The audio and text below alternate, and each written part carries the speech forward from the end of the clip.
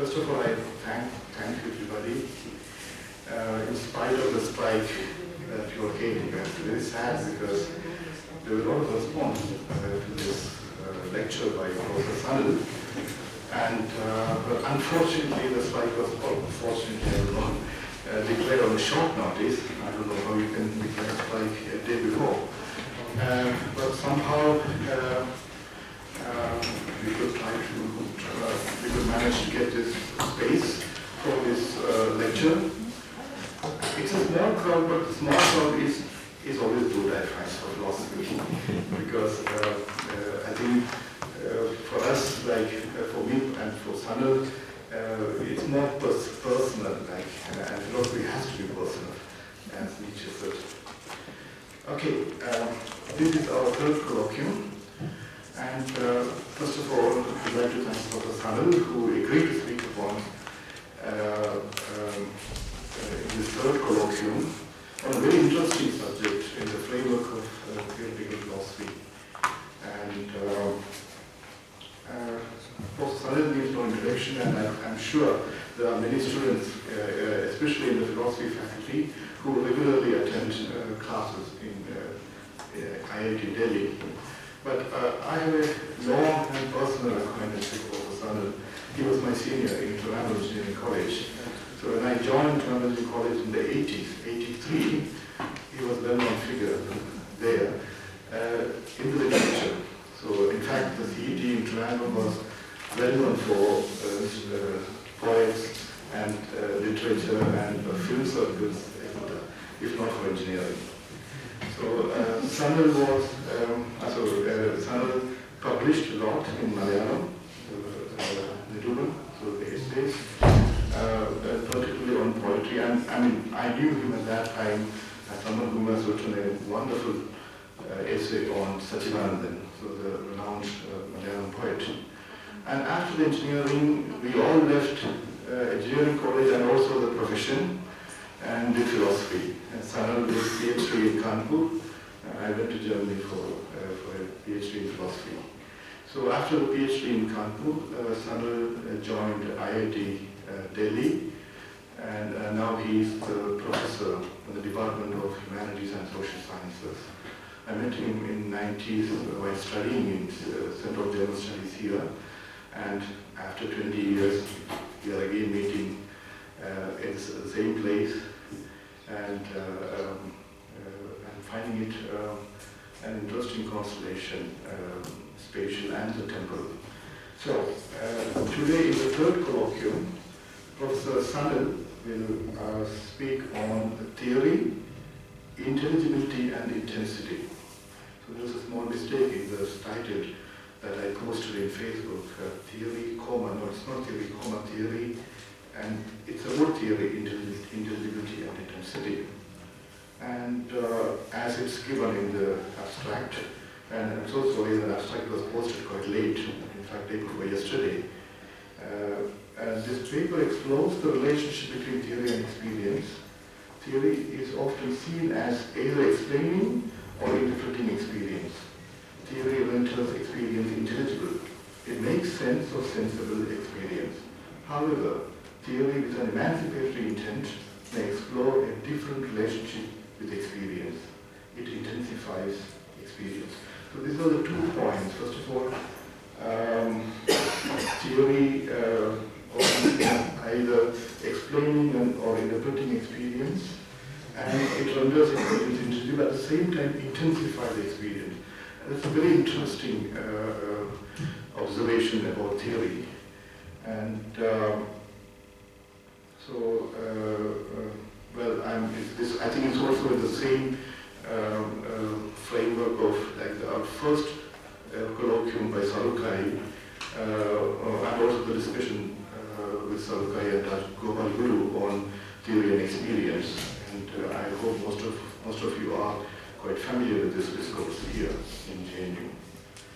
So, before starting this lecture, I would like to make a few announcements.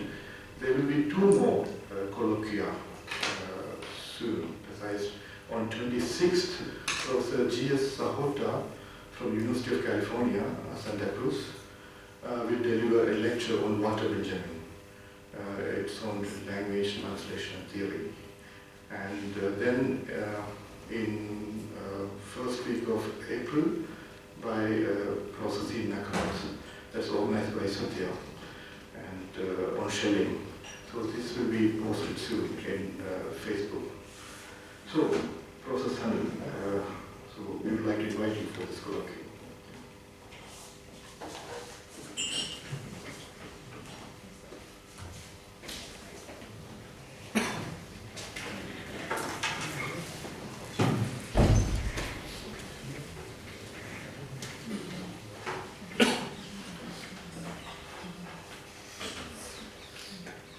Thank you, Professor Dept, for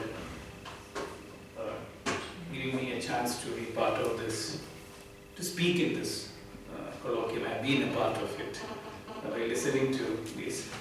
And friends, thank you for coming on so late in the evening and also on a day when the JNU is on strike.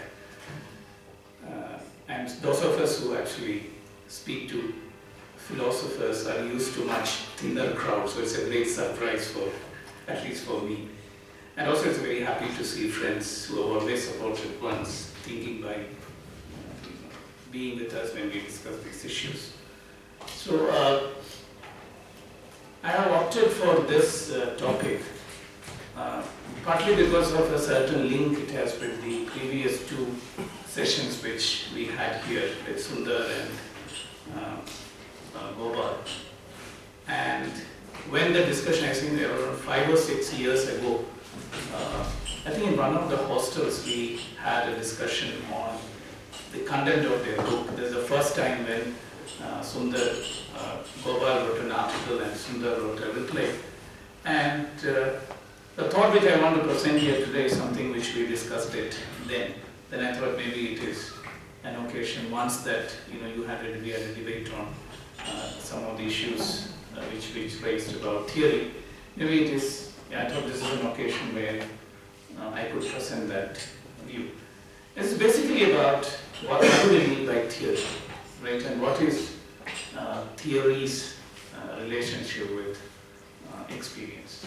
And those of us in social science department, we have this experience where students will tell you, look, I have collected a lot of data. Can you suggest me a theory? So this kind of, scholars in search of theory. It's a real situation that which we need to understand. And another thing which we find in social science department is this course called research methods, right? And we think that in order to do proper research in a scientific manner, we need to have a command on methods. Why? Because we think that natural science has been able to produce objective universal knowledge because they have an access to method. And since we also now want to be like them, we want to have a method. But surprisingly, in natural science departments, you don't find this course. Right? The physics departments never teach something about research methods. So we seem to have a certain anxiety about theory, and theory is an issue for us, the nature of theory. So usually when we say theory, we treat it loosely as we mean by theory concepts or a set of concepts. It could be laws, it could be models, theoretical models. The word theory often covers all these things. And often we also claim that a theory actually maps some stable regions of the world. Well, it could be very chaotic, things could happen all kinds of ways, but we can actually map some stable islands. Right? It is in this sense that we say that theory actually makes our experience intelligible. You will get into this idea about intelligibility, but then you have people who actually look at theory with, say, an emancipatory intent like Marx. They will say that we have had enough of this understanding, intelligibility business. It is time to change the world. Right? So there is this idea that theory has some other vocation, which is also very crucial to the practice of theory in our disciplines.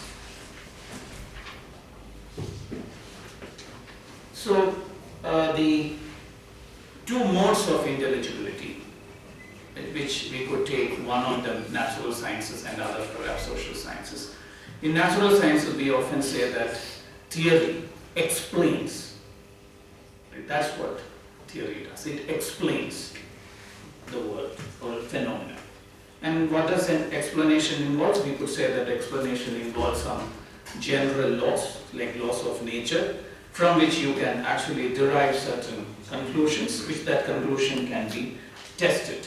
So, this activity has two sides in natural sciences. One is formalization and the other is experimentation. All natural sciences have these two, formalization and experimentation. And together they give you some predictive knowledge. And if you can predict, then you can control. Right? So this, when you say natural sciences explains, it is roughly this that we actually hold. And when we say that we formalize, this formalization has to work in so that it makes room for experimentation. So what you do when you formalize experience is that the requirement is that you should be able to write sentences which are about the world, and you should be able to refer to these sentences by using other sentences. Then you can actually formalize. So this is one idea about what theory can do. And the other notion of intelligibility is for which the paradigm case will be social sciences. We generally, as Peter Winge used to say, that the task of theory in social sciences is to make sense of experience. He has this interesting book called Trying to Make Sense. Right? So we say that usually human action is not explained, but you need to interpret human action. Right? So what we have to do is we have to look at the action from the actor's point of view or put it in the appropriate context. Basically, the activity is interpretation. Right? And through interpretation, you can make sense. And you have this classic model, like if you are in an explanatory paradigm, what you do is you move from general laws to particular experience, but you are in an interpretative paradigm, you move from singular specific experience and then you look for general laws which will allow you to make sense of these singular cases. Now, with this epistemological clarification about, in natural sciences we need to interpret, people actually you give an ontological turn to this idea of interpretation. That is when we say that we have social sciences which are interpretative because we human beings are self-interpreting beings. Right? We try to make sense. That is the way we relate to ourselves, is through trying to interpret, trying to understand. And it is in this ontological activity that social sciences have their root. Right? This is when you give an ontological turn to this question of interpretation. Right? So the intelligibility is now has an ontological status. Now, which you can see that in classical formulation by, say, somebody like Immanuel Kant, who will inaugurate European Western modernity. He starts with the question, how is knowledge possible? Right? And then he culminates in the question, what is man? Right? This how is knowledge possible? Right? It has an ontological grounding in the question, what is man? And then we know that this ontological grounding actually implies that when you make sense of experience, right, we call it making sense because you cannot know the world independent of your relationship with the world. Right? This is now ontological understanding of knowledge. You cannot know the world independent of your relationship with the world. And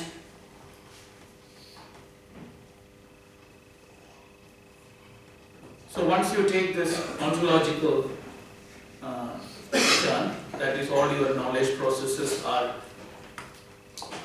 your link with the world is a condition of your making sense of the world, right? Then it becomes that, see, for example, things like method loses its great importance. Method means you are approaching a nature as if, like in Descartes from outside, and there are a lot of illusions and errors possible. You have to be always vigilant to it. But now you are saying that your link with the world itself is the ground of possibility for you to know the world itself. So you will have people like Feyerabend writing against method now. Or somebody like in another tradition, you will have somebody like, Gadamer writing truth and method by saying that question of truth is more important than method. A denunciation of the idea about method, which happens when you make this jump. So we started with the idea of explanation, and we said, in social sciences we give it an ontological term, and once this happens today, we actually look back at this explanatory paradigm. Today when we talk about science, after people like Kuhn and the post-empiricists turn in philosophy of science, it's very commonsensical for us to say that experience is theory-related. Right? We often say that the object of knowledge is constructed through the process of knowing it, etc. Right? All these claims, this is the background. Right? So you have this idea about intelligibility, that theory actually render the world intelligible. You can look at it from an epistemological paradigm of explanation or through an ontological paradigm of interpretation, under which you can subsume your first claim. Right? So it is this, against this framework, that I wanted to explore maybe this other side of what I want to say, that theory actually intensify experience, not merely make sense of experience, but it can intensify experience. And we need to understand what do we mean by this intensity or the intensive dimension of experience. In fact, Gilles Deleuze says that when you say you make sense, there are two kinds of senses. One is a common sense. Common sense is something which makes sense of the world in terms of identities, regularities, etc. Maybe usually the explanatory paradigm. But there is another sense which is called good sense. Right? Good sense is actually much more liberal and reflective and all that. It actually accepts there are differences, etc. Right? The world is full of differences, but at the end of the day there will be some unity under which all these differences can be maintained and protected. This is generally our middle class liberal view, that okay, everybody has his own point of view, but it's okay provided we just keep talking about our views, etc. This is what a good sense is. So when you say theory can make sense, it could serve these two notions of what sense is. Now, it is it's given this background that we want to move towards this question of intensity. And here, I want to start with a claim for theory made from an emancipatory perspective, and that is in Ambedkar. Ambedkar has this very interesting book called The Philosophy of Hinduism, where he actually says what is the problem with Hinduism or the pursuit of truth in the Indian tradition. And it's very instructive too, because I want to start the reflection on intensity from there. So it's a long quote, so bear with me. That Atman and Brahman, where one was the truth, the great truth which the Upanishads said they had discovered, and they asked man to know this truth. Now, the reason why the philosophy of Upanishads became ineffective are many. I will discuss them elsewhere. At this place, I will mention only one. The philosophies of Upanishads, the philosophers of Upanishads did not realize that to know truth was not enough. One must learn to love truth. Right? This is philosophers of Upanishads. Is diagnosed that they thought that it's important to know the truth, but one must learn to love truth. The difference between philosophy and religion may be put in two ways. Philosophy is concerned with knowing the truth. Religion is concerned with the love of truth. Philosophy is static, religion is dynamic. These differences are merely two aspects of one and the same thing. Philosophy is static because it is concerned only with truth. Religion is dynamic because it is concerned with love of truth. So his diagnosis is that the problem with Indian tradition is that Indian tradition was only concerned about pursuing truth, and it didn't bother about the love of truth. Now, what is the problem if you don't focus on love of truth? If you don't love truth, you just have value neutral, passionless truth. He says, no, that doesn't count. He says, if you don't love truth, then this truth will promote hatred. Say the devil himself is one who has seen the truth only to hate it. Seen in pure objectivity, the highest repulse by its difference and distance. What we fear, we come to hate.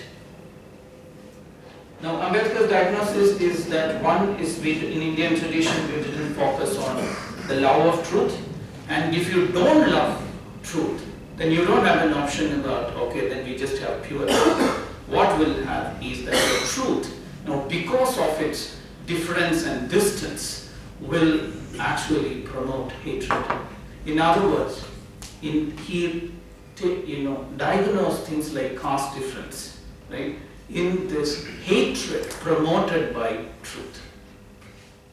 So Ambedkar's move was to say that it is not that the Dalit theory should find out a Dalit experience, or it has some proximity to Dalit experience. He said, look, the problem about the emancipatory message is that there is an intensity, passion, love, which is proper to truth has been missed. Not that another experience, another thing has to be brought to the business of truth, right?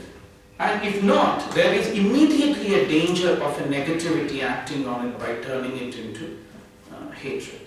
Now, surprisingly, if you look at the diagnosis of problem in Indian tradition by Husserl, you find a remarkably similar diagnosis. Now, Husserl, when he was looking at why the Indian tradition is not equal to, right, as contemporary as the Western tradition, is that he actually acknowledges the fact that in India there has been great rigorous, in fact he says in India there was ruthless cognition of truth. In fact he calls Buddhism as the ruthless cognition of truth.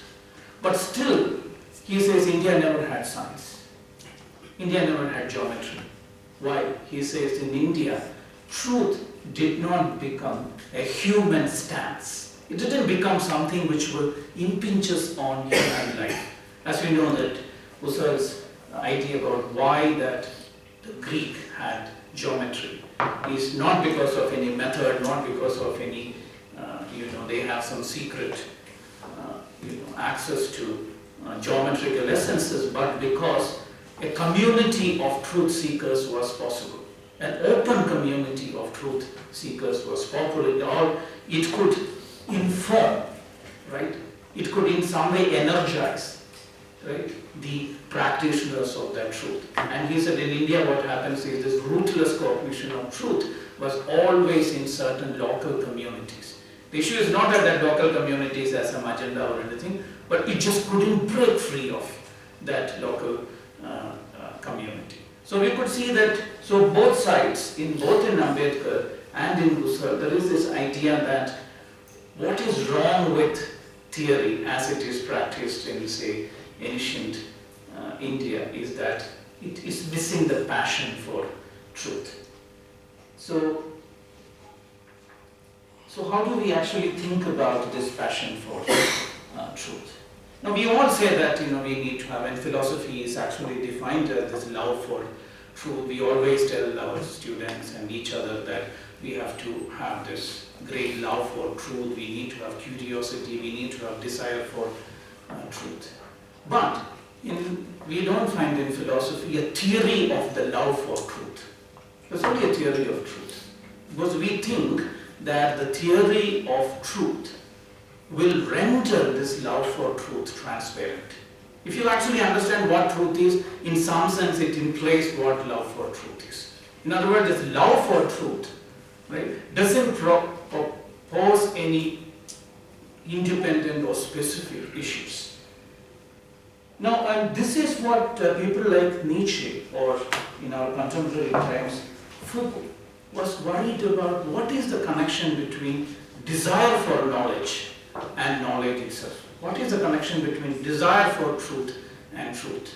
What is the connection between a subject of the desire for knowledge and the subject of knowledge? Right? And what happened in Western tradition is that the desire for truth or knowledge is conceived in such a manner that it is brought under the sovereignty of this truth itself. Right? And in fact, in both you will find in Nietzsche's diagnosis of Plato or Foucault's diagnosis of Aristotle. Right? For example, Aristotle accepts that there is something called desire for truth. Right? We have a desire whose object is actually knowledge. And he thinks that all human beings have this desire. And he also claimed that this is something very natural. It's a natural desire for knowledge. Right? And whereas he gives an example of this desire, that is, it is the kind of pleasure we take in our sensation. For example, visual sensation as a pleasure in itself. Right? And listening to intelligible speech has a pleasure in itself. Right? So this kind of pleasure in sensation, he says it is actually the nascent form for this pleasure in truth, because it's so natural in us. But he also notices that this pleasure in sensation has something to do with knowledge. It's not independent of knowledge. It is in some sense proportional to knowledge. Right? The more knowledge it is implicated in it, the pleasure is more. And then he also argues that this desire for knowledge is different from other desires because it is not concerned with utility. It has no interest in utility. That's what also in a way he explicates the idea about nature. And what happens through these kinds of an analysis is that this peculiar desire, which is so natural and universal in man for knowledge, is already like the pleasure you take in pure theory, which is free of all utility and various other involvement. Right? So it's like the desire to know is already in a sort of enveloped by, subordinated by knowledge itself. Right? It's not anterior or it's not exterior to knowledge. In fact, this is a kind of desire which is actually caused in us by knowledge itself. And as Nietzsche would diagnose, that this desire for knowledge, at least in the Western philosophical tradition, is a kind of game which knowledge is playing with itself. It's not something which is exterior. Right? And the effort of Nietzsche was to say that we have to understand these two as external. That is, the subject of this desire, right, with this will to know, and the subject of knowledge. Right? These are not internally connected, but they are externally connected. Right? It is because of that the all kinds of nobility, profundity, and also pettiness which this desire is capable of. Right? But the other one connecting it will always makes this desire great. Now, we can actually look back at what we defined as intelligibility. So intelligibility, we can roughly say, is when this desire to know and knowledge will work as a system. Right? One envelops the other, one informs the other, one guides the other, so that this desire to know will in a way have a systematic relationship with this knowledge itself, this truth itself. That is when we call knowledge works in the theory works in the intelligibility mode. So this is where we can make a move towards intensity. By the intensity is when we can think about this relationship, right? How do I desire for knowledge and how do I become a subject of that knowledge, right? This is a exterior relationship. This is something which needs to be achieved by undertaking various concrete activities. Right? It's not, there's nothing which, there's no natural light which will guide me into this status. Now in fact, you will find in the history of philosophy, like modernity is actually born in the recognition of this. That's what Kant will actually try to separate them. When he say that, we can only know what the domain of phenomena, and he said there is something or thing in itself which we cannot know. It's beyond knowledge. The idea was to say that this knowledge happens within a certain limited domain, but what reality in itself, to become pursuing this subject of knowledge will not make you a subject of the other one.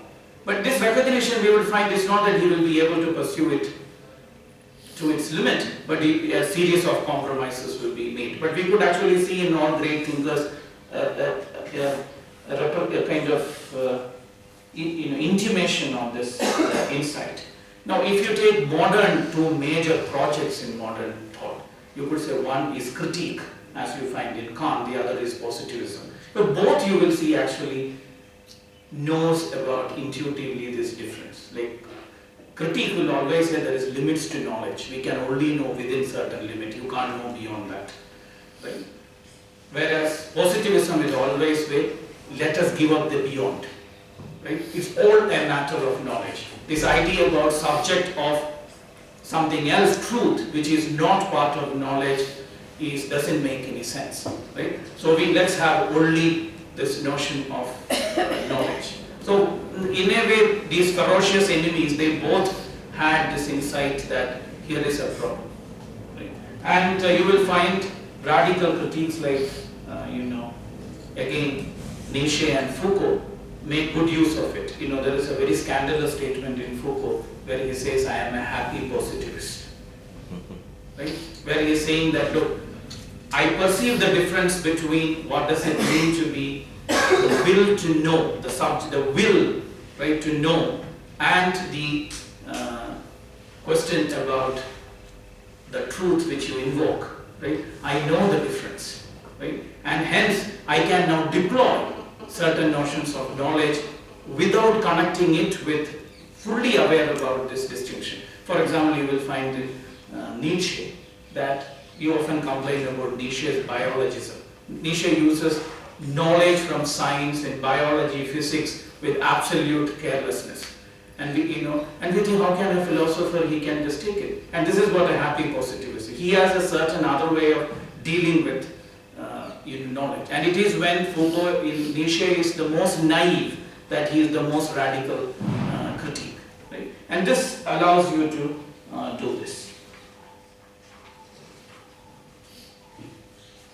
So we have started the question about intelligibility, and then we are moving towards a system where the will to know, right, and knowledge itself, they don't form a system, right? Can theory work if they don't form a system, right? And I would like to call intensity as that dimension through which theory will now move.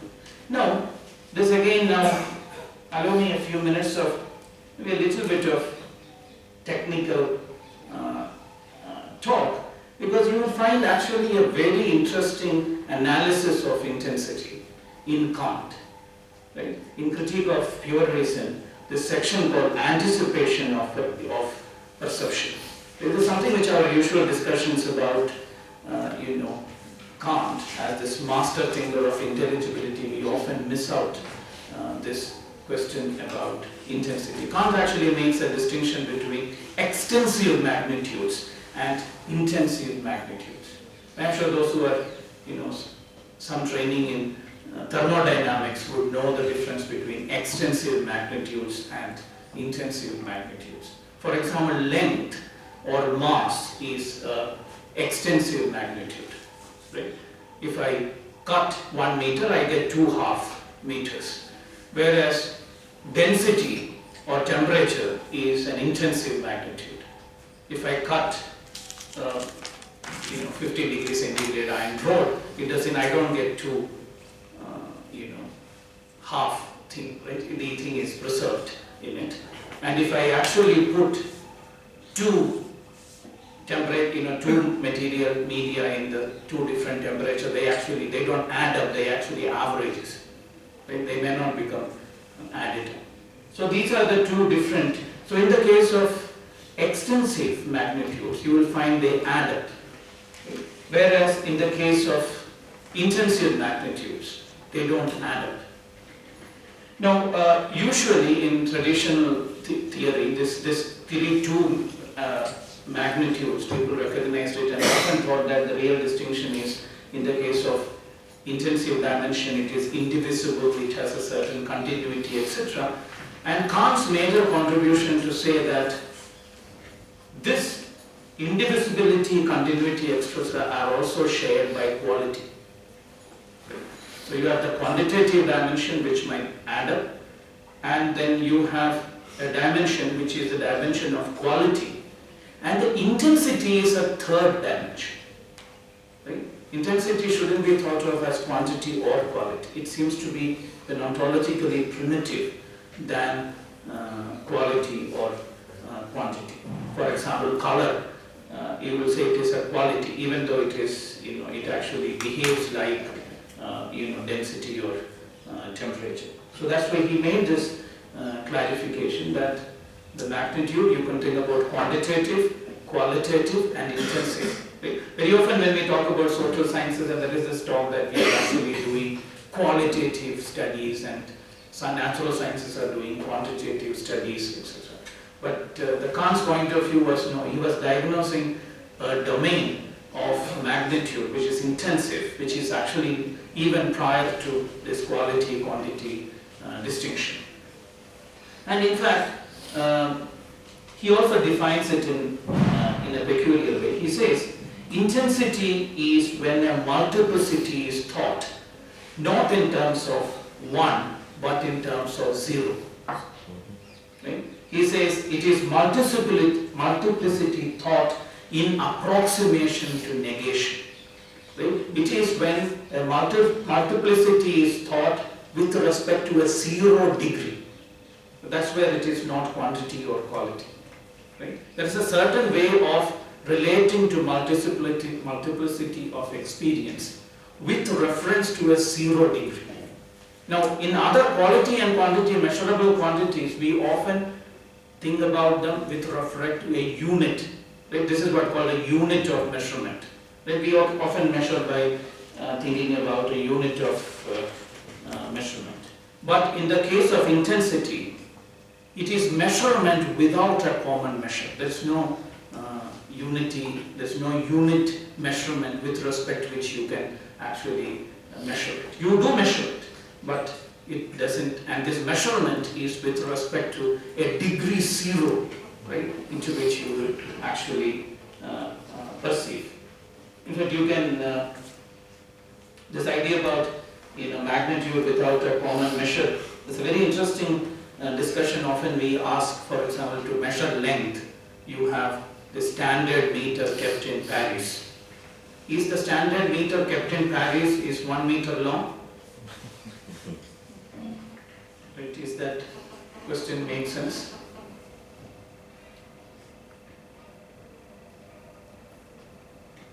If it is the standard of meter, whether it is that is. Now, analytical philosopher Saul Kripke argued that this is actually a perfectly intelligible question. Right? Anybody who knows measurement, you can actually say that 1 meter rod which is kept in Paris is 1 meter long, right? But the connection between them is very contingent. It could have been otherwise.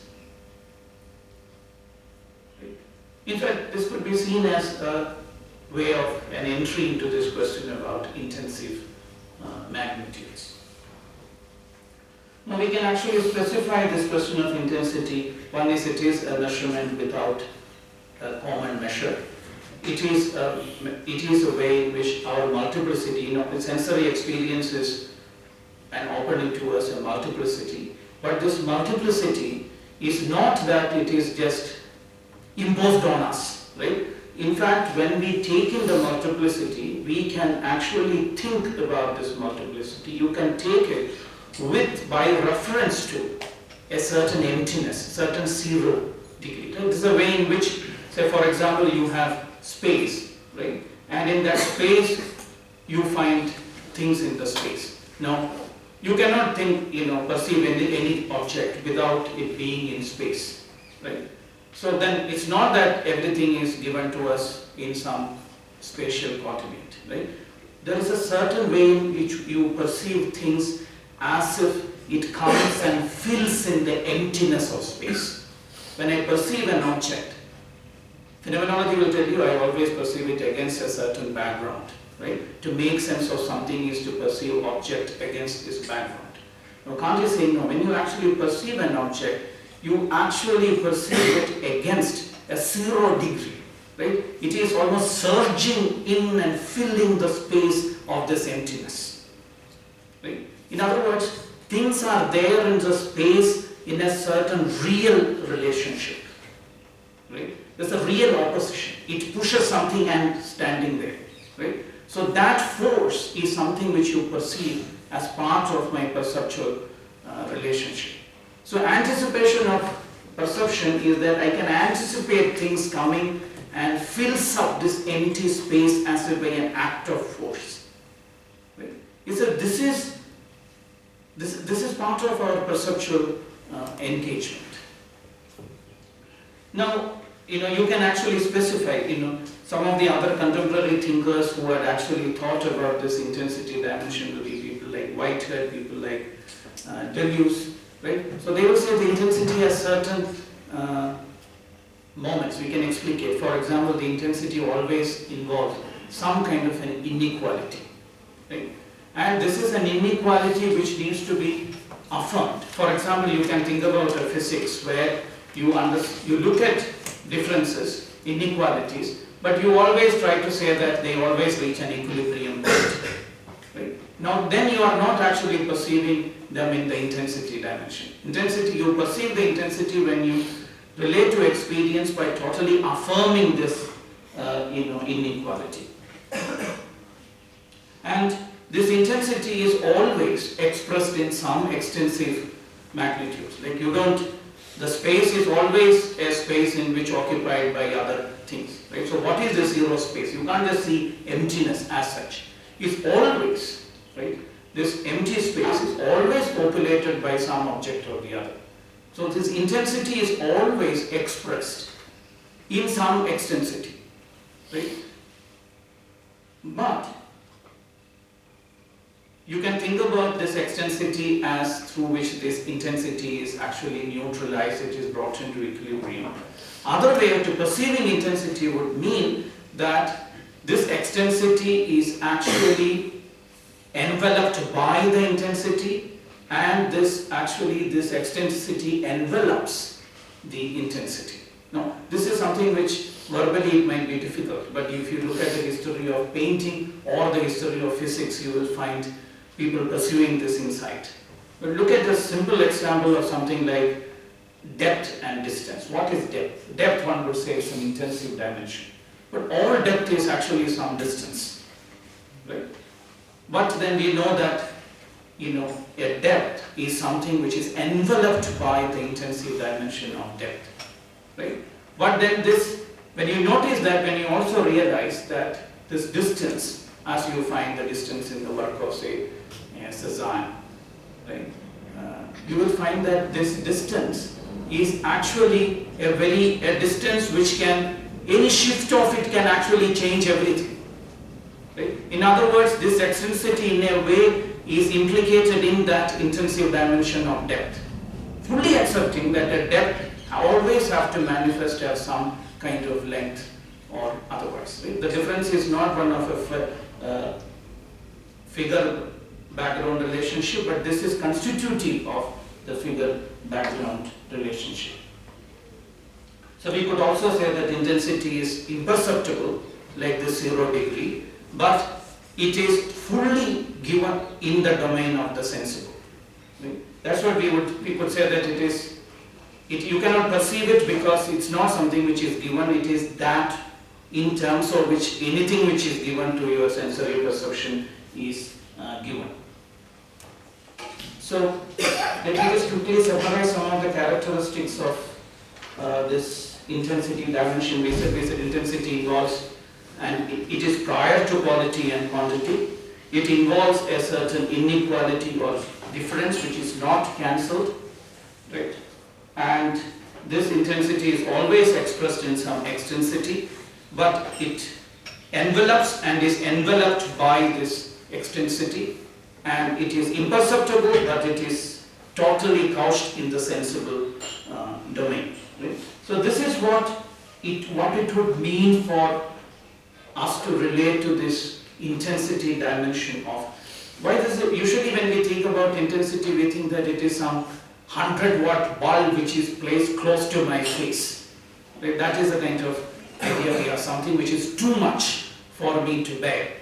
Right? Now, what these thinkers are trying to do it, then you are actually mistaking it for quantity and quality. Look at the way in which a great painter like Cézanne tracks intensity. Right? You would see the Cézanne's, say for example, Cézanne tried to portray the Mount Victory. You know the trajectory. He is getting closer and closer to that Mount Victory, trying to paint it. He undergoes a mental collapse, right? And the more he gets closer, the more intense, the painting actually becomes more and more light and vague. Right? It's not that it is just full of colors, right? And then finally he would say that, look, I actually want to hold that object in my hand. That is what intense perception. In other words, it is tactile at the end of the day. So you will find things going out on the visual domain. Or somebody like another very intensity-driven painter like Francis Bacon, right, the British painter. You would find there's a painting of Rembrandt which Francis Bacon used to love. Rembrandt's self-portrait, right? Often we say, the intensity of a person is in the eye.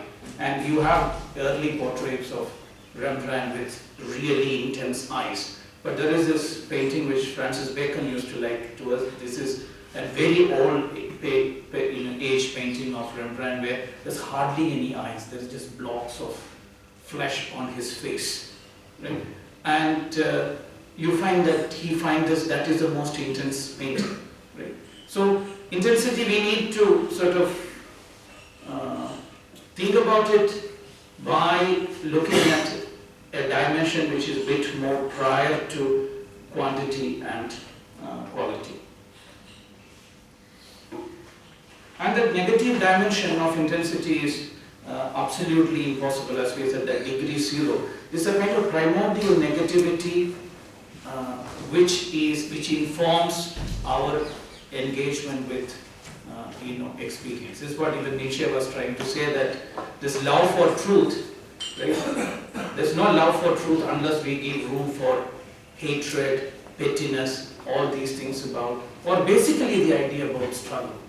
Right? The domain of experience is multiplicity, is not just floating around in the world for our sensory or our theory to go and pick it up. They are all implicated in negativities and in struggle. Now I just conclude by saying one more aspect of this intensity, because we said the intensity is totally implicated in this extensity. So theory has to track this intensity in the domain of this the extensive dimension. Right? Now, what is the characteristics which allow you to track it? Right? And this is where we can propose the idea of individuation. This intensity is an ontological characteristic of individuation. Okay. Often, if you actually look at from the domain of intelligibility and good sense, we actually think about the world in terms of individuals. Okay. Whereas if you pursue the intensive dimension, there is a domain of individuation which is actually prior to the individuals. Right? The individuation always ends up in some individual or the other, but the individuation is not driven by this aim towards this individual. Right? You can think about various examples from scientific domains, political domain. For example, a typical example is the biological domain. How do you think a fertilized egg will become an organism? Right? Now, this driven in an intelligible dimension, right? It would be like there are these forms to which it has to get, hands and face and all that. So somewhere these are pre-programmed in the egg. Right? It's like the earlier, somewhere it's already pre-programmed, but it has to go through this. But the intensive dimension says that there is nowhere there is such a pre-programmed thing. That is, the individual is not a pre-programmed or a telos of this individuation. Right? All individuals are reached in a trajectory which is intensive, or in another ways it is always driven through struggles or even passes through these domains of inequality, hence by chance. Right? In fact, there is absolutely nothing which predetermines the egg to become the organism. Right? Then why is it that we all end up becoming these organisms? Right? Now, then we need to, so then the domain in which we will now locate these organism individuals, we could say that it is the domain of invariance. There's an invariance. Right? Now, this invariance is not a stable something to which this individuation process has to complete, to end up with. Right? This is, or when we say something like a species is not like an essence or something like a type. Right? It is an invariance, and that invariance, something is invariant, demands that it is subjected to all kinds of changes, evolution, and radical mutations, transformation, etc. So the invariance is not an island which resists all kinds of changes. Invariant is a dimension which is more and more made itself vulnerable to these changes. Right? So you can think about this intensity as an ontological characteristics of this mode of an individuation. So this actually we can also now just think about what would it inform for example, our intelligibility paradigm like a law. Right? For you have heard about this, major criticism which is proposed about any scientific intelligibility. Scientific intelligibility says science has these laws, and these laws are causal relationship. Right? Science can give you a law which connect an event A and an event B. Right? So in fact, Hume, centuries ago, proposed a major criticism of this. He said, look, all that we can say is that an event A is followed by an event B. Right? In no way you can say that, look, there's a necessary connection between them. Intelligibility says that no, it's not merely a regularity, but there is some necessity. There is some logical necessity which is connecting these two. And Hume said, look, there is nothing. It's just mere regularity. It just happened to be there. Right? There is no further reason to this. Now, that was a major threat to the idea about intelligibility. And then Kant came and said, look, in order to articulate your story, you need to say, Hume had this whole story about you have a billiard ball coming and hitting another billiard ball. It moves. All that you can say, it comes and it moves, but nothing prevents the billiard ball to just jump over it or just fly away and all that. Right? So there's no natural. It just happens that whenever a ball hits another one, it moves. That's all that we could say. Kant said, no, to tell all your story, you have to say that, there are actually unities like balls, unities like tables, unities like space, etc. If you want to represent this situation to your consciousness, then it imposes certain structure on it. Right? So this intelligibility is almost internal to my idea about relation to this experience itself. Right? So that was the ontological term Kant was trying to give. But there was a profound moment in Kant, in Hume. Hume says, look, of course there is no great reason why an event A is followed by event B, but why do you actually see? We see that there is a necessity to it, right? So he said that is formed through a habit. You are habituated to seeing this. Now, Hume was not saying that it is an illusion. And by habits create this illusion, get out of this habit. He didn't say that. He said, look, this domain of this necessity is where my experience work upon my experience. Right? He says, look, if you think that how do I become the subject of knowledge of necessary link, if you think that there is some guarantee I can get from the logical domain, he said there is no such guarantee. That doesn't mean that I am under illusion. He said, yes, but where do you work? You have to work on your experience. Experience get linked to experience. Right? It is in this link that I should track and locate ideas.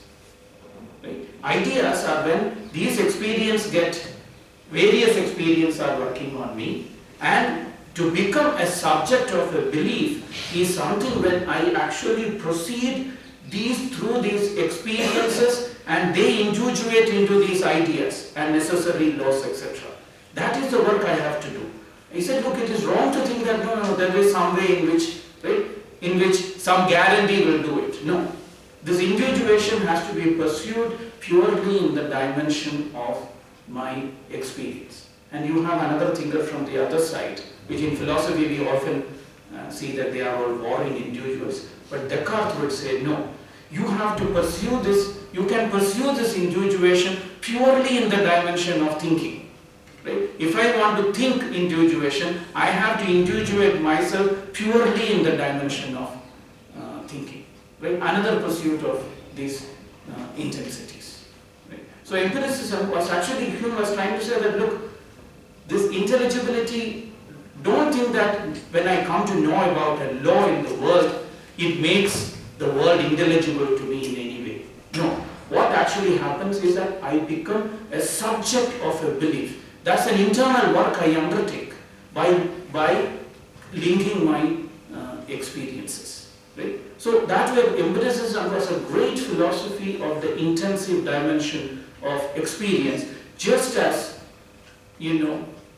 Descartes was actually giving us locating the same intensive dimension, but the domain which is proper to ideas.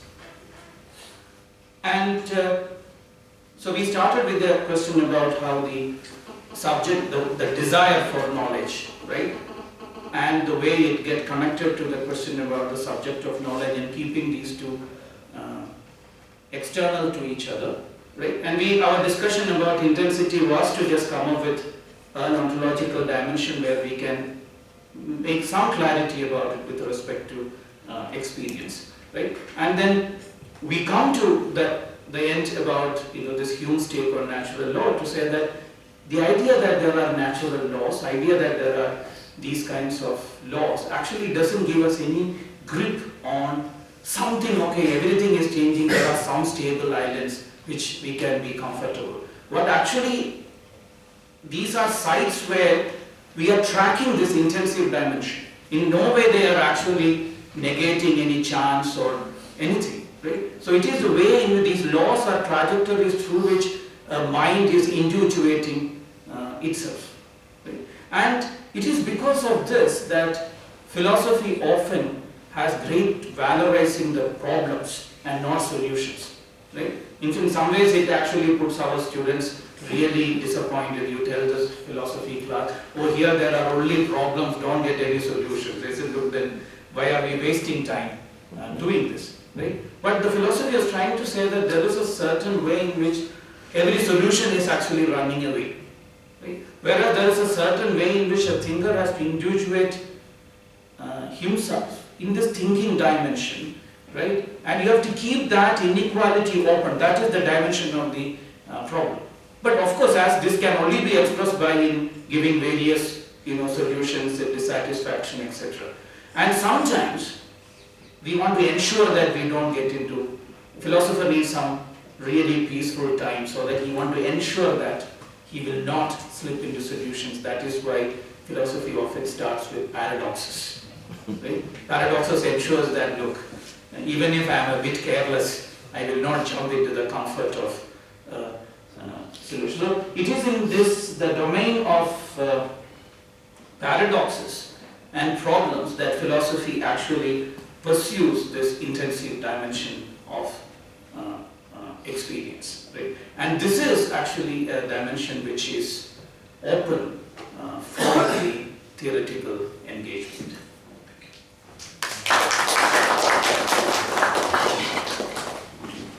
Thank you, Sanil. Thank you, Sanil, for this wonderful lecture. In fact, I would say this much more than I even expected. And also this in a very solid Kantian framework. And I'm quite familiar with that, this anticipation de warning, the anticipation of perception, and especially how this was used by Hermann Cohen, the new Kantianer, showing that this intensive reality is also there in this differential integral calculus, but more from an extensive, because the delta extending to zero and the quantification of all these things. I may have a few questions, but then before that, I think the floor is open to questions. Loud. Thank you for the presentation. It was very nice.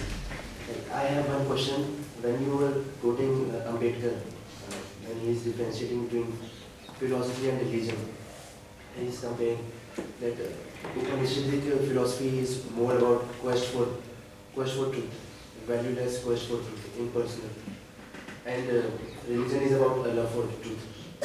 And then you mentioned another thinker who is saying that Buddhism is about ruthless quest for truth. So I'm just feeling a bit inconsistency here, because Ambedkar later converted to Buddhism. So does he agree with the differentiation between theoretical aspects of religion and the practical aspects?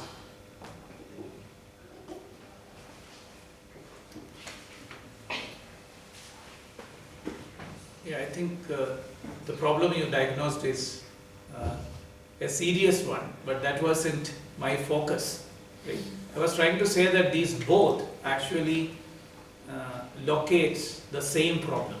Right? Now there is an interesting question, but I don't think why Ambedkar then opted for Buddhism. Right? And that's actually something which we can pursue that question independently. It might tell us something about the trajectory of this question. I thought part of the reason why Ambedkar as reason for Buddhism is this ruthless cognition. Right? In fact, the idea is that what theory now needs is not some experience from our lived life. We often think that theory needs to be enriched by experience from our lived life, and the real Dalit question or emancipatory question is how can we bring, because theory is seen to be value neutral, passionless, how do you bring these embodied experience into theory?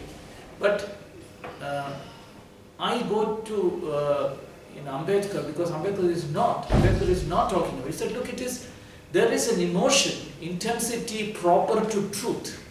That is what the theory has to, and if a certain theory is oppressive, it's not because it is not noticing the real tragedy of the people which are oppressed by certain views, but it is inattentive to the intensive dimension of the theoretical engagement itself. It is in this sense. So I'm sure that might lead us to some valuable insight. And this is about the Buddhist religion. And he does make this, it's not that he makes a, instrumental Hinduism is used for something. No, that's not his claim. He provided a pure, I would say a philosophical critique of Hinduism.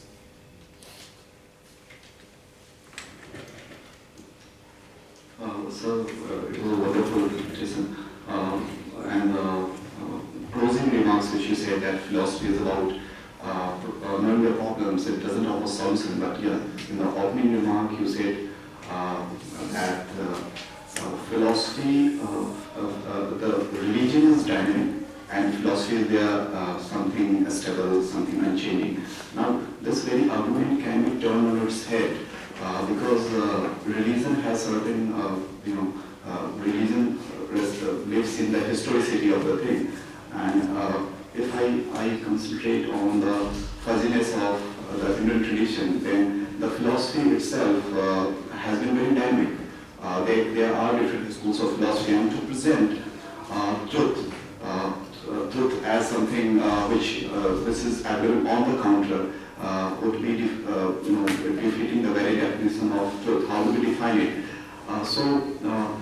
Isn't that the thing which we are calling truth, and the seeking of truth? How can one be a seeker of truth without being in love of it? So that is one thing, and the second thing is about Husserl, who said that West has science, but other tradition doesn't have.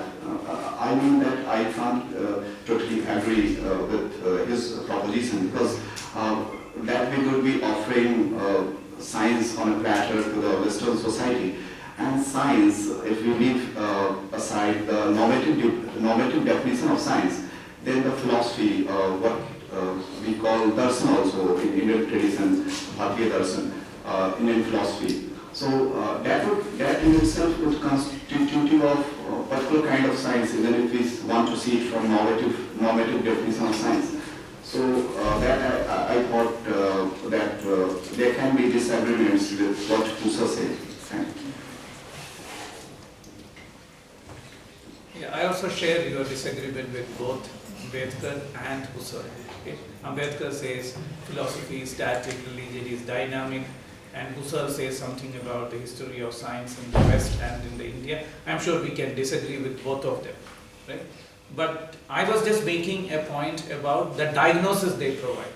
Right? We may disagree whether Indian society merits such a diagnosis or not. But seeing both of them, their focus was on something called the love for truth, or a passion for truth. Not that Husserl didn't say that India didn't have mathematics.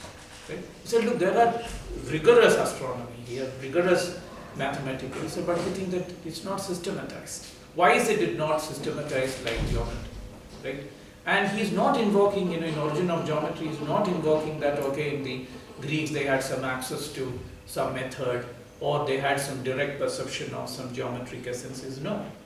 Right? He said it has something to do with the truth seeking, how it is oriented in the lived experience of a community.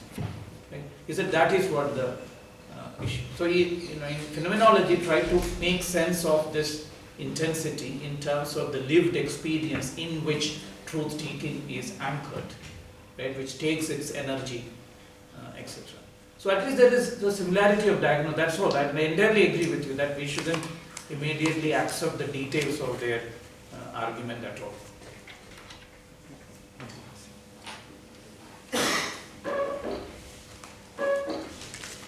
Doesn't work.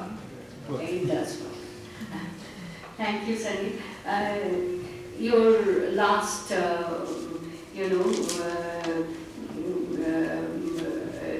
last part of your discussion where you bring in Hume is really fascinating because I think when Hume is talking about the relationship between impressions and ideas and how do ideas get formed through impression, he uses the term not in intensity but vividness. The more vivid our impressions are, the more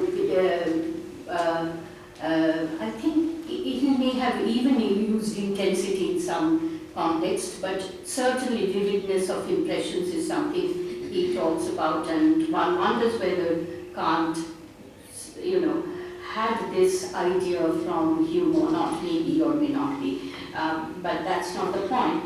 But both in Kant and in Hume, when we look at the idea of intensity, it seems to be,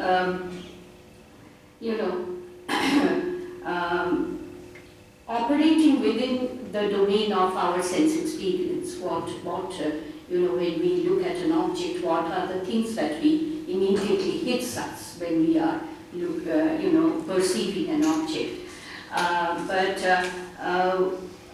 Well, theory is supposed to go beyond that. And in a way, I was thinking that when you are talking about the intensity of a theory, it not only is talking about our sense experience as such, but the theory that comes with this, the intensity of that theory itself, or does that really amounts to? I was not sure how you connect up these two, the way, the idea of intensity that you find in Hume and Kant, and the idea of intensity that you were talking about in the beginning of your talk. I'm still at a loss to connect up these two issues. If you could explain that a little bit more.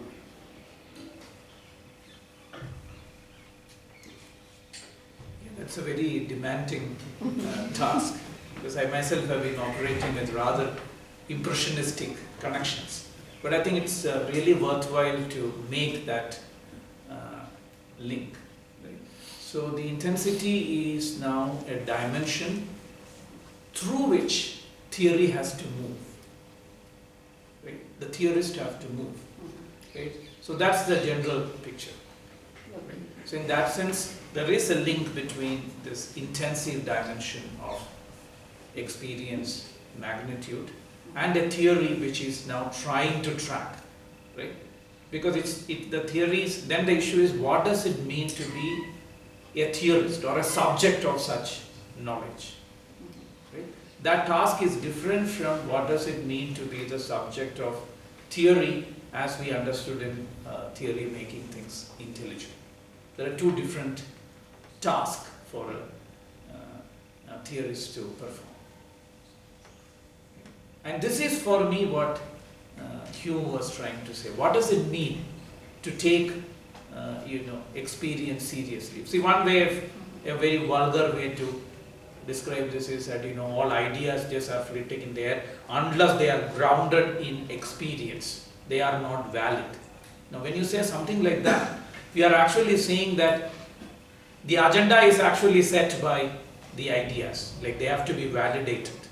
Right? We are saying that validation will come from. So the real role of experience is not to be subservient to the ideas. Right? Instead of that, it is the ideas which needs explanation. Right? How does it? Now he says, look, the ideas are not an illusions either. Right? Ideas are this nodal point in the work the subject is doing through this experience. I think he's hinting at this by things like habit and the way it hold on you, without invoking any notion that it is ideological or illusion. Right? I find a similar tension in Kant also, but at the end of the day he will say, okay, all this mechanism is actually for my engagement with the sensory experience. At least he goes to say that, look, you have to have that opening to sensory experience, otherwise there is no knowledge.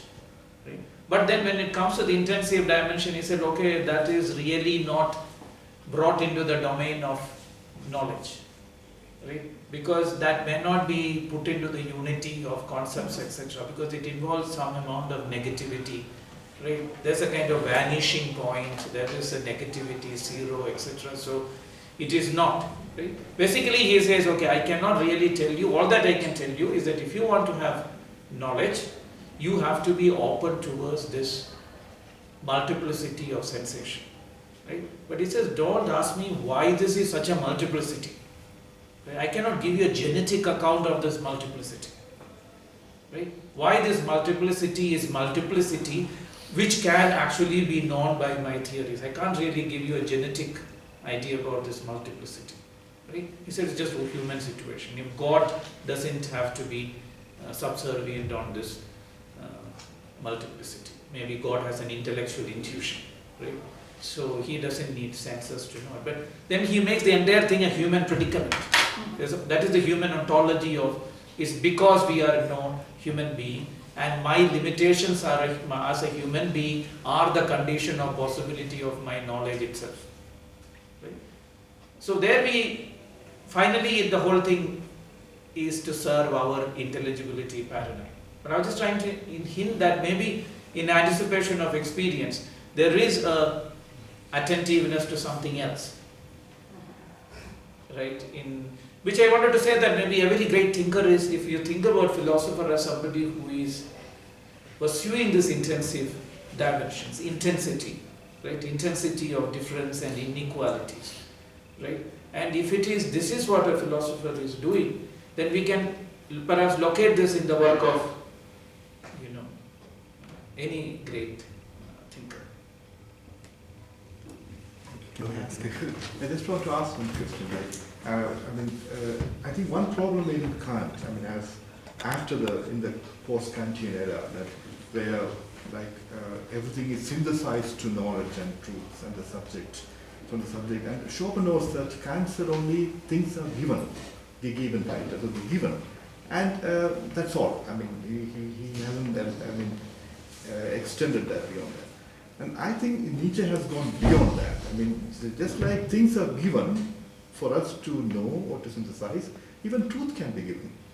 Because truth is not neutral, according to Nietzsche, because there are truths with which we are comfortable, and there are truths which are really irritating and we avoid them, etc., etc. And he says, a thought comes when it wants, not when I want. Yeah, so Gedanke kommt, wenn ich will. So this shows that, your paradigm is intensity and experience, which demands more and more this dimension of givenness. Yeah, because and also the intensive quality, and where it's not that I really judge. Descartes would not agree with that. You can intensify that remaining in that domain of res cogitans, etc., etc. So this I want to point out. And another thing, similarly, like you're like how to define my love for truth, and my love for truth, and then my quest for truth, and my search for truth, and probably, the moment you become philosopher, it may not be that you find the truth anywhere. That may not happen. Yeah, but the truth starts loving you. There's always a kind of searching and given dimension in that. Just like Picasso say, I don't search, I only find. Yeah, thank you for that clarification. Only two sort of additional clarification I would like to provide to that comment. First of all, that intensity is not qualia. It is not. It's not qualia. It's not quality. It's not quantity. Right? We have to think about it a bit more prior to these two. Secondly, intensities are not given. Intensity is that by which anything is given. That's why we say that the Kant thought that the multiplicity is just given to me. I am delivered over to this multiplicity. That is my human predicament. Right? But whereas intensity is when you make a claim that what makes this multiplicity itself I can access. Kant said no, you can't really access. There's no way you can be a subject of such a knowledge. No. Intensity, when we say that no, theory can actually access this intensity. And that is where the Nietzsche's idea that look, this is not controlled by this human predicament and human finitude, etc. This intensity can catch hold of and transform us. That was the idea. There is a dimension in knowledge and experience which can be so transformatory that it will throw us out of this human finitude, and you will not be able to measure it with these human limitations.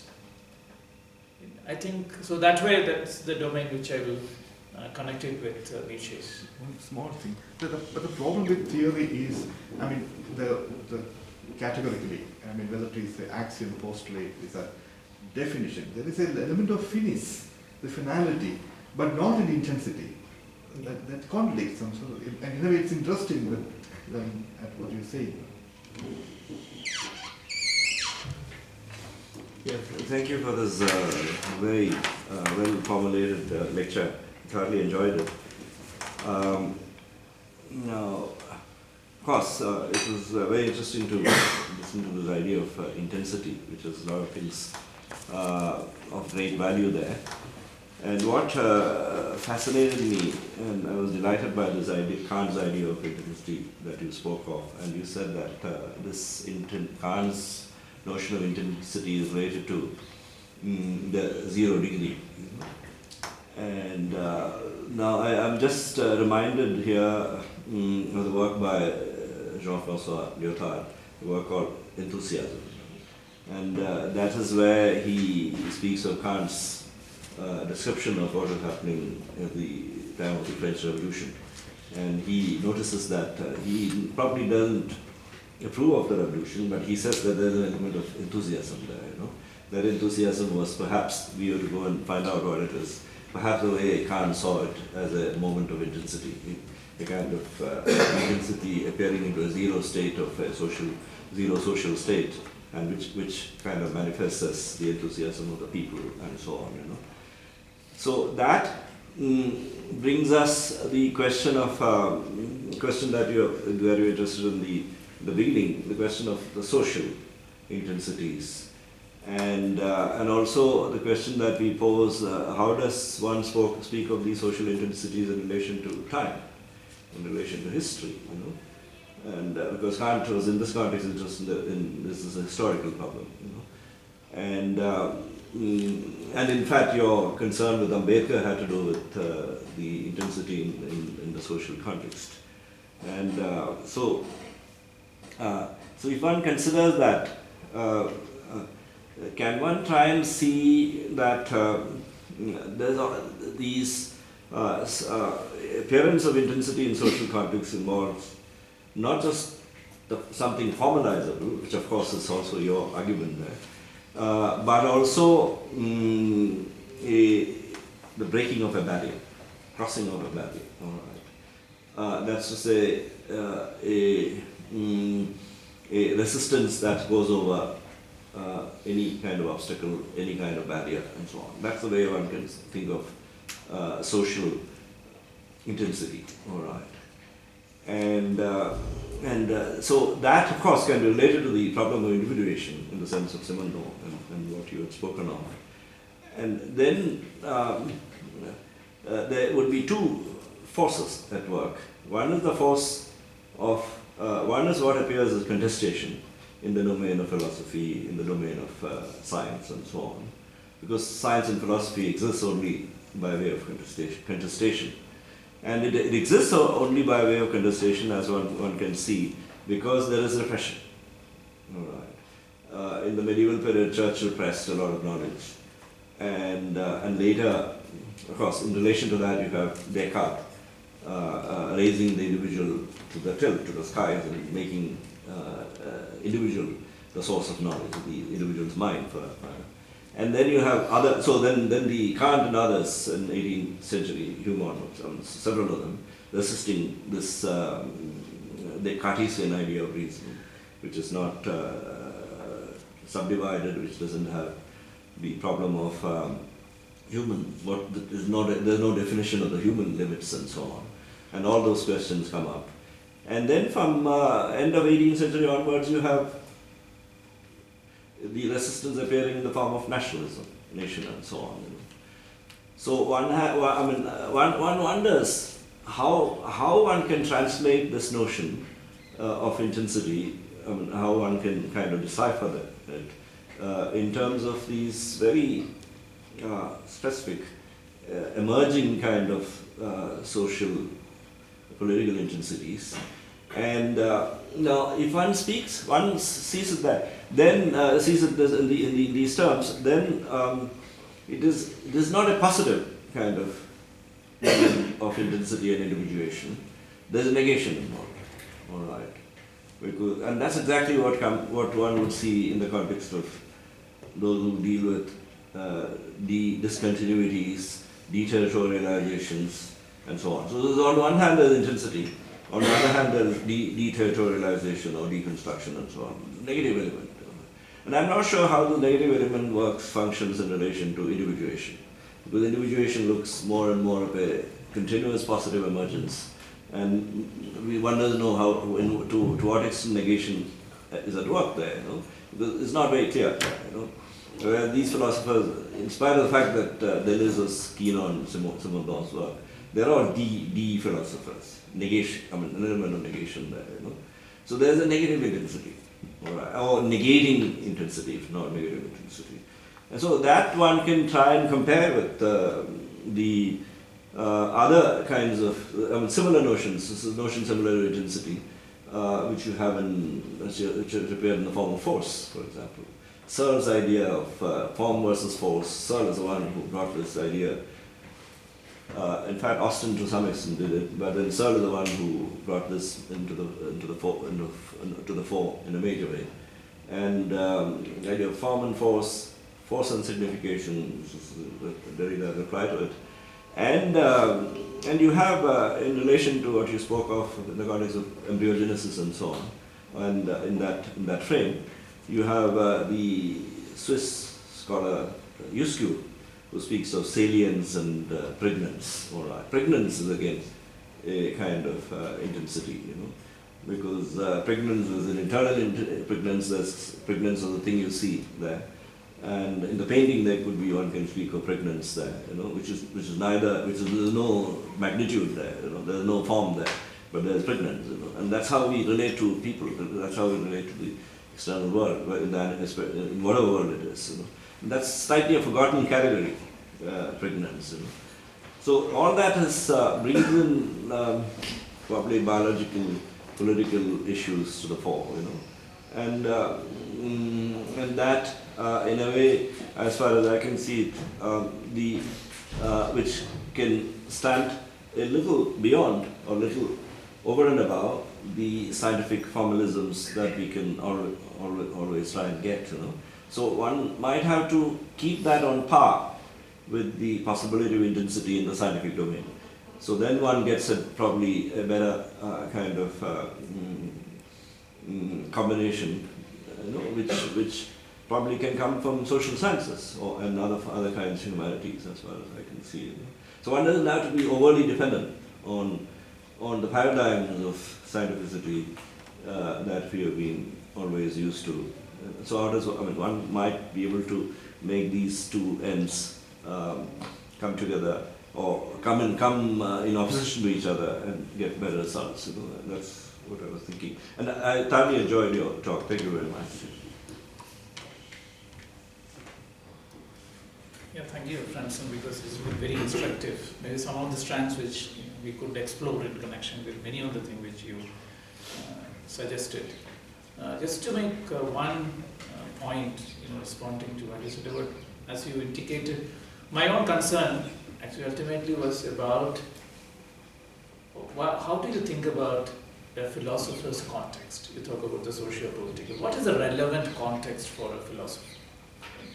And as we know that the usual socio-political history, right, doesn't immediately constitute a relevant context for philosophy or any theoretical activity for that matter, even in science.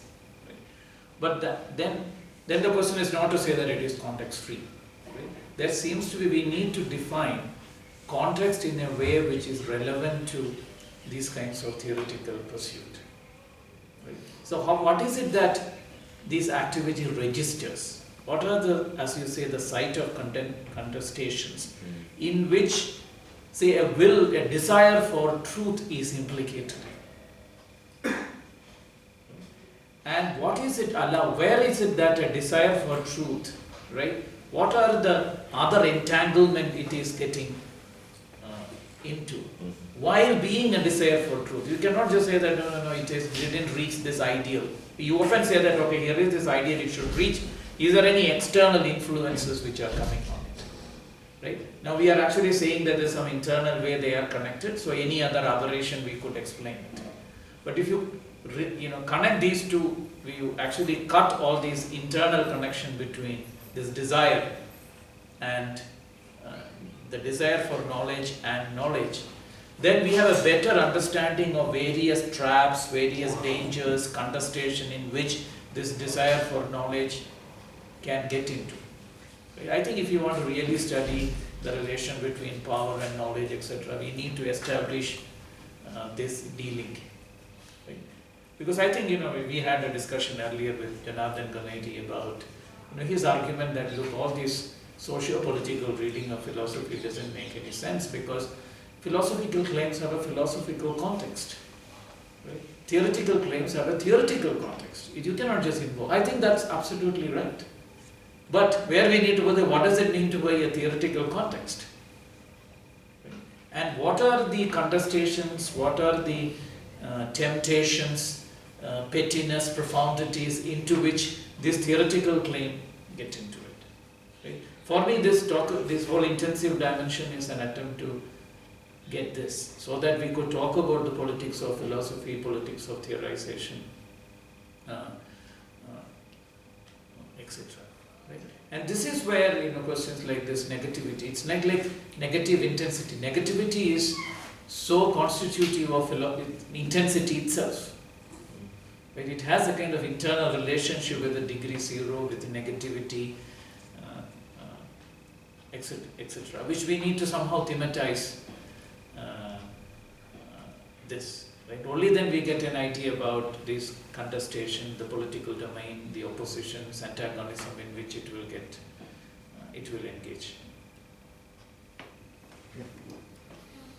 Thank you so much for the talk, sir. I'm Richa from Center for Philosophy.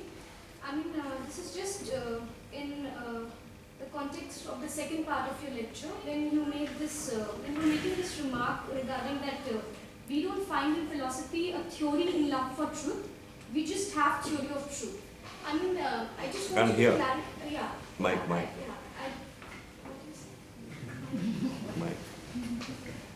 You have to use the mic.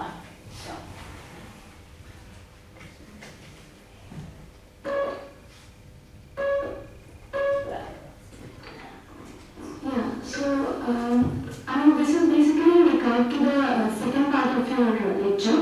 When you made this comment regarding that we don't find in philosophy a theory in love for truth, we just have theory of truth. I just have two questions basically. Like when you're talking about this difference or the demarcation that you're doing between theory in love for truth and theory of truth, how would you establish experience over here? I just want, if you could just clarify it. Second thing, which I was a bit curious to know, that is it something that the experience is same when we are talking about theory in love for truth, or when we are talking about theory of truth, or is it something that the experience are different, but they themselves reshape these two stratas, or is it something that the asymmetries exist from the very starting itself? So these are just two things which I want you to clarify. Okay, thank you.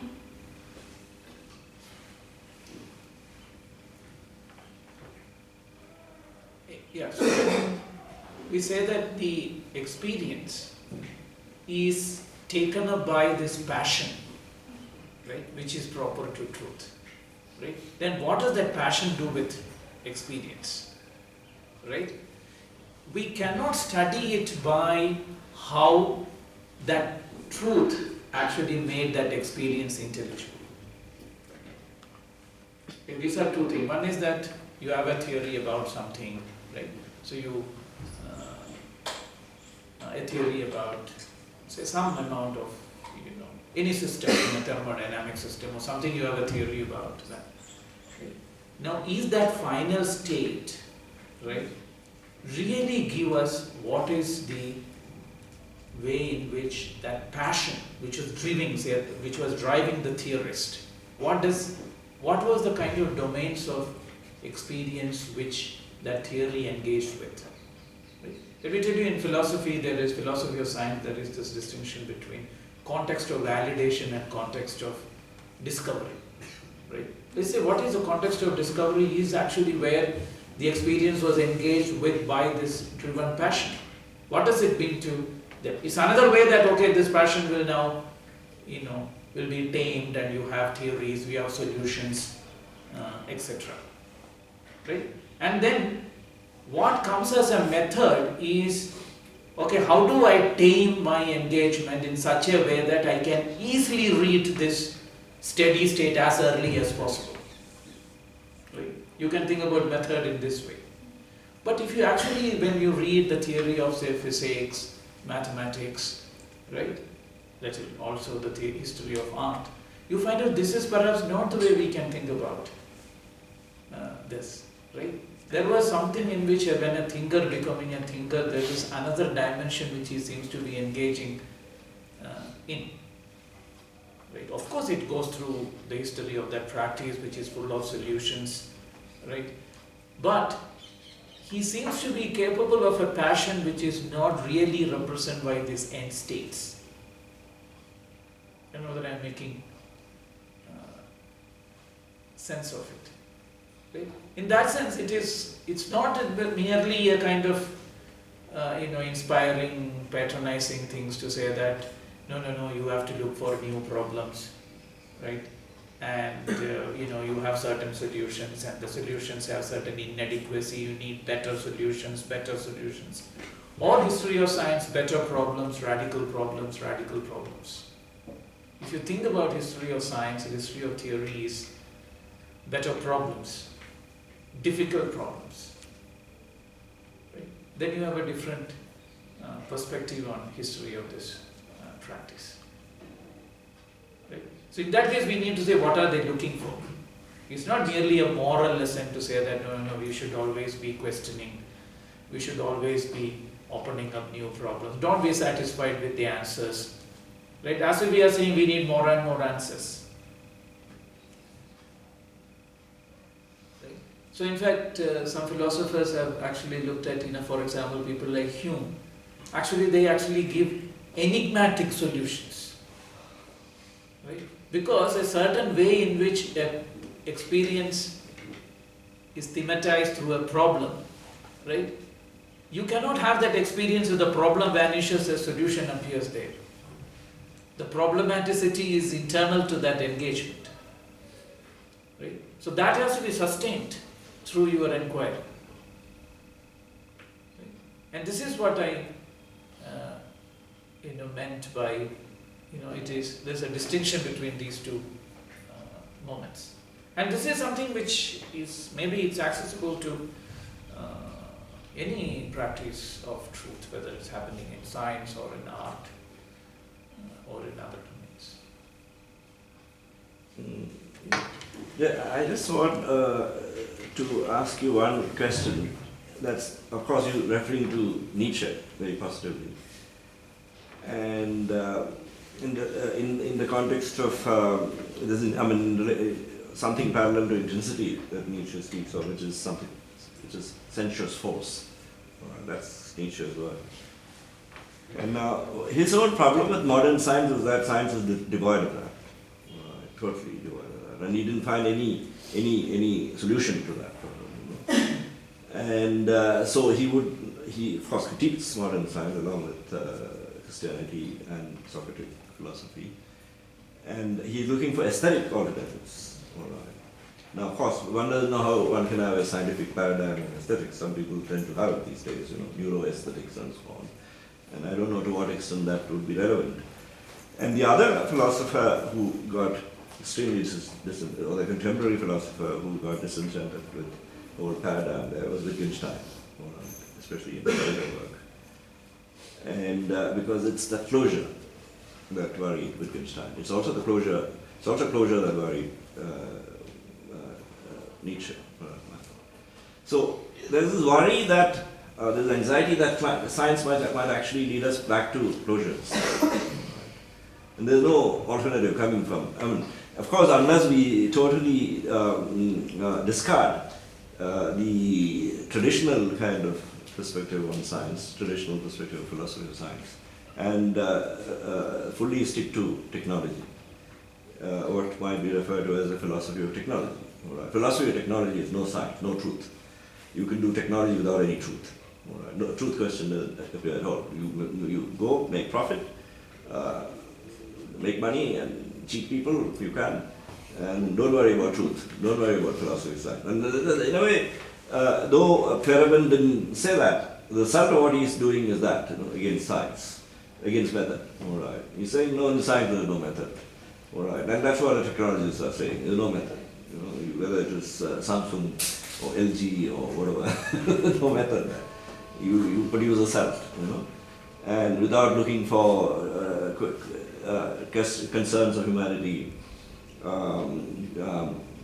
and ecological questions and so on, and those things become completely redundant, social questions, ecological questions, and so on, become completely redundant in technology, philosophy of technology and so on, which to a large extent replace philosophy of science in the contemporary context. So there were people who were looking for openings, all right, very radical openings, and Wittgenstein was certainly one of them. And of course, in the case of Nietzsche, it was an opening in a certain direction, which was more aesthetically guided and probably less ethically guided. So how does one lead to those kind of questions? Well, that one cannot ignore, all right. And that really brings ourselves into the whole problem, our own immediate existence, our own resistances, our own contestations, and so on. So one cannot kind of take a lid and close it up. So one will have to open it up. And in fact, what is interesting here is that whether we like it or not, science which replaced theology, medieval theology, modern science which replaced theology, medieval theology, is now being, on the other hand, there is an attempt to revive theological concerns in the context of philosophy. Now, one will have to try and find an explanation for that. I'm not saying that one should do that, but that's the kind of response that people are coming. Phenomenology, to a large part, has turned theological among various philosophers. So there's certainly you can't have a God experiment, God particle, and so on, which have been proposed by certain people, which is got with some historical a priori or material a priori and so on, which science is posing to provide. The whole question of what's the particle called. They named that particle, the God particle. All right. So that's the kind of science's answer to some of these emerging worries and so on, which is bizarre, which is banal, which is very fetishized to a certain extent. So one will have to attempt and present them as corresponding problems. I don't know to what extent we are capable of doing that. So this is the worry that one might express here. As you rightly pointed out, there's a big issue about what is philosophy's relationship with science. It's a very big issue. Often what we do, philosophy, we form philosophy of science. That's how we deal with any discipline. As if it is a second order meta, discourse on various other first order practices. Right? We will say that either we will validate, we will give you a validity of, we'll articulate a theory of knowledge for you, or, like phenomenologists, they will say we will diagnose a crisis. Science actually marks a crisis in our lived life of a civilization. We will do that, and we will finally tell you how to make sense of this against your lived life, etc. I don't think whether these are the options available whereas the only options available to us. One option for, which I would like to suggest is that these dimensions like intensity, right, is a place where sciences themselves compromises on their radical potential by focusing on the extensive dimensions, right? In other words, there's nothing called one science, right? There are points where, I think as is Deleuze which said, philosophy, thermodynamics, mathematics can come to a rather boring compromise. There will be such things, right? It's not good for philosophy, it's not good for science, but it's not that anybody needs. There are scientists who have science its own ability. Sometimes philosophy get into this compromise with other disciplines, and these disciplines have their own ability to break through. They don't need any guidance from philosophy. When that happens, philosophy also need to catch up because of a certain trap into which we have. Right? This is typical about social sciences. As Foucault says, social sciences is where there are decent sciences like economics. I'm sure it's a scandal, but at least Foucault thinks that there are linguistics, economics, there are decent sciences. Right? And that, forms these kinds of rather tiring, laborious, boring combination with philosophy, and which allows both philosophy it traps into a certain humanism, and sciences it taps into constant reflection onto its own limitations, knowledge capacity. He says now the issue is that I am sure there are sciences themselves are moving. Philosophy has to catch up with this, right? And so this is like first order engagement, right? And this was once upon a time possible for, for example, Descartes. And this also takes up to the question about method. Once upon a time, philosophers, one way to think about it is, scientists are only doing, they don't understand what they are doing. We will tell you what knowledge is. Since we understand what knowledge is, we can also tell you how to get it. So we will give you the method. Right? This is one way to understand. Right? But is this the way in which Descartes actually proposed a method? I doubt. Right? When you have a method, one way to think about, okay, this knowledge seeking is already driven by some prior intimations of the truth or the destination. I will tell you how to reach. Right?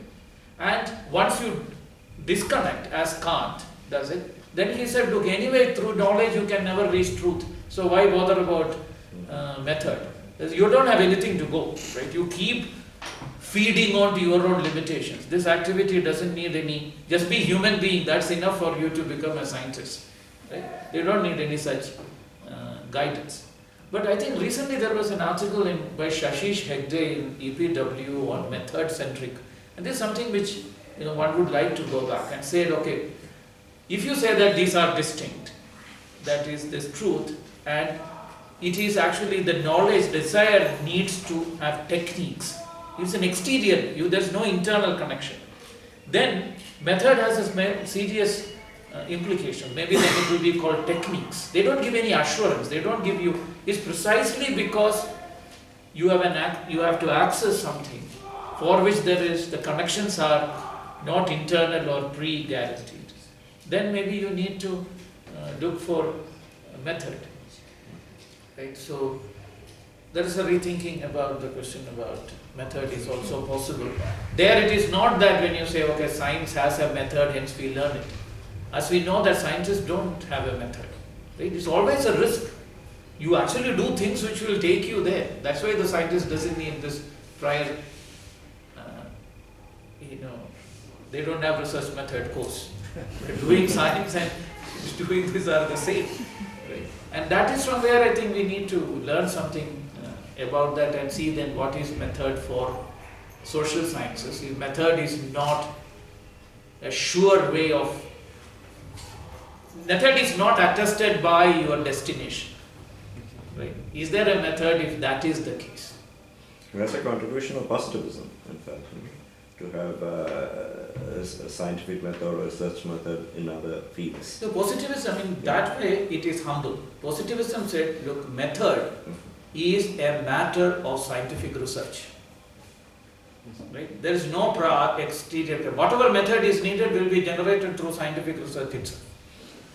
Right? There is no need of philosophers giving any, because there is nowhere this active. That is where the critique and positivism, these two anyway share. There is nowhere else to go. Right? Hence, positivism says it's another discipline of scientific research, which is method, and that is techniques. Powerful techniques will be developed by scientists themselves.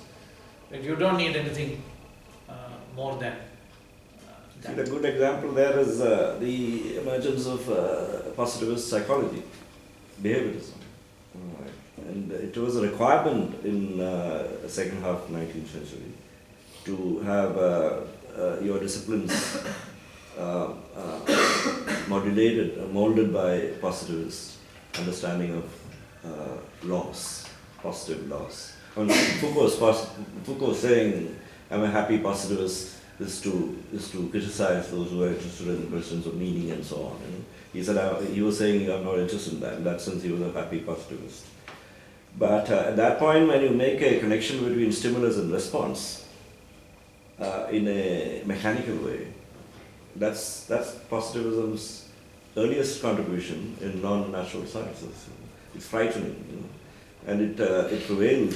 It flourished in the United States and probably in the Soviet Union. United States at least for 50 years. There's nothing but behavioral sciences. All social sciences, all humanities was behavioral sciences. which was positivist, until the end of 19